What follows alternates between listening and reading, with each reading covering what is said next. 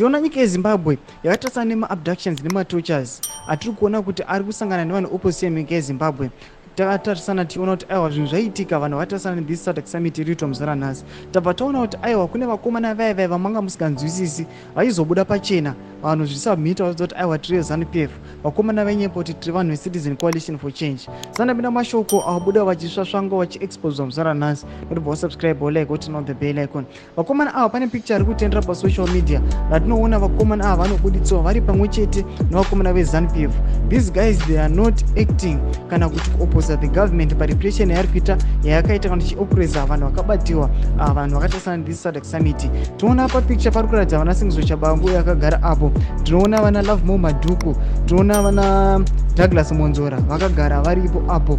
Tinoona vana Tapiwa Mashakada nana Jacob Mafume. Ndo vakomana vatiri kuona kuti aiwa kubva kuna MDC leader vana Douglas Monzora nevamwe vakomana nonyepa vachiti vakomana Citizen Coalition for Change vachiti aiwa Nelson Chamisa Nelson Chamisa haziye mutungamiriri weCCC. Tinoona vakomana ava vakazvisubmita vakabuda pachena vanhu vachidza kuti aiwa isu tiri vanhu veZANU-PF, we don't listen to the voice of the citizens kana voice reopposition. Nyange vana Chabangu muchivaziva vanozviti ndo vakomana vakuru vemain opposition parliament, asi unoona kuti opposition yacho avairepresent avaimiririri. Tiudzei mafungiro enyu nokubuda pachena kwaita vatengesi ava vakazviratidza kuti vari loyal to the ruling party. Ina comment section medu musangano subscribe kulike pamwe chete turn on the bell icon.